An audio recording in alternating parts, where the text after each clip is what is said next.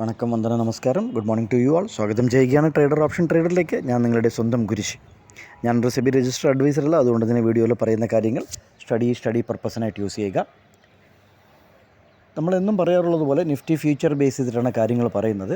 ഇന്നലെ വീഡിയോ ഇടാൻ പറ്റിയില്ല, പക്ഷേ അതിൻ്റെ ചാർട്ടും പോയിൻ്റ് ഓഫ് കൺട്രോളും POC എന്ന് പറയും, അതും നമ്മൾ ഇതിനകത്ത് എൻ്റെ ടെലഗ്രാം ചാനലിൽ കൊടുത്തിട്ടുണ്ടായിരുന്നു.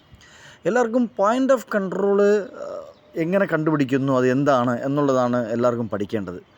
വളരെ നല്ലതാണ്, നല്ലൊരു നല്ലൊരു സ്റ്റാർട്ടാണ്. എല്ലാവർക്കും അത് ഉണ്ട്. പോയിൻ്റ് ഓഫ് കൺട്രോൾ എവിടെ നിന്നാണ് കണ്ടുപിടിക്കുന്നത്, അത് അടിപൊളിയായിട്ട് വർക്കാവുന്നുണ്ടല്ലോ ഡെയിലി, അത് എങ്ങനെയാണ് ഇവർ കണ്ടുപിടിക്കുന്നത്, അതിനെക്കുറിച്ചാണ് എല്ലാവർക്കും അറിയേണ്ടത് ഇത് ചാനൽ ചെയ്യുന്നത്. അതിനു മുന്നേ എൻ്റെ ഒരു ചോദ്യം എന്ന് വെച്ചാൽ, ഇത് നമ്മൾ പോയിൻ്റ് ഓഫ് കൺട്രോൾ പറയുന്നുണ്ട്, അത് എവിടെയൊക്കെ എങ്ങനെയൊക്കെ വർക്കാകുന്നുണ്ട് എന്നുള്ളത് നിങ്ങൾക്ക് നോക്കിക്കൂടെ? ഇപ്പോൾ ഇന്നലെ നോക്കിക്കഴിഞ്ഞാൽ, ഇന്നലെ ഞാനൊരു റിവേഴ്സൽ ട്രേഡ് എടുത്തു. ആസ് യൂഷ്വൽ എടുത്തു. 17 പോയിൻറ്റിൻ്റെ SL വെച്ചിരുന്നു. SL ഹിറ്റായി. സിയിലാണ് എടുത്തിരുന്നത്. അതായത് ഇവിടെ വന്നപ്പോഴത്തേക്കും ഈ 2 ഗ്രീൻ ക്യാൻഡിലുണ്ടല്ലോ, ഈ 10.4 ഈ ഗ്രീൻ ക്യാൻഡിൽ ഇങ്ങനെ വന്നപ്പോഴത്തേക്കും ഒരു CE ആ ലെവൽ ഇന്നലെ മാർക്ക് ചെയ്തിരുന്നു. അവിടെ വന്നപ്പോഴത്തേക്കും ഒരു CE ട്രൈ ചെയ്തു 17 പോയിൻറ്റിൽ. ഒറ്റ ട്രേഡേ നോക്കിയുള്ളൂ. PE താഴോട്ടുള്ള മൂവ് വളരെ കഷ്ടപ്പെട്ടിട്ടുള്ള മൂവായിരുന്നു. പിന്നെ ഉച്ചയ്ക്ക് ശേഷം ഈ 2 വലിയ ക്യാൻഡിൽ അല്ലാതെ വളരെ കഷ്ടപ്പെട്ടിട്ടായിരുന്നു PE താഴോട്ട് വന്നത്. അതുകൊണ്ട് തന്നെ അത് പറയാൻ കാരണം, ഞാൻ ഇന്നലെ ട്രൈ ചെയ്തത് out of the money CE 77 ഇന്നലെ 77 രൂപയാണ് നമ്മൾ പോയിൻ്റ് ഓഫ് കൺട്രോൾ പറഞ്ഞിരുന്നു. ഔട്ട് ഓഫ് ദ മണി, അതായത് 26,100 ആണെന്ന് തോന്നുന്നു, ഞാൻ കറക്റ്റായിട്ട് ഓർക്കുന്നില്ല. 26,100 അതിൻ്റെ CE ആണ് 77 രൂപ. അതേ 26,100 ഈ സംതിങ് അങ്ങനെ ഒരു 50 പോയിൻറ്റിൻ്റെ ഔട്ട് ഓഫ് ദ മണി 77-നും അറ്റ് ദ മണി 60-ലും 62-ലൊക്കെയാണ് ട്രേഡ് ചെയ്തുകൊണ്ടിരുന്നത്. ഇത് പറയാൻ കാരണം, ഈ പറയുന്ന പോയിൻ്റ് ഓഫ് കൺട്രോൾ എവിടെയൊക്കെ എങ്ങനെയൊക്കെ വർക്ക് ചെയ്യുന്നു എന്നുള്ളത് ആദ്യം നോക്കുക. എന്നിട്ട് സ്ട്രാറ്റജി നിങ്ങൾ തന്നെ ബിൽഡ് ചെയ്യുക.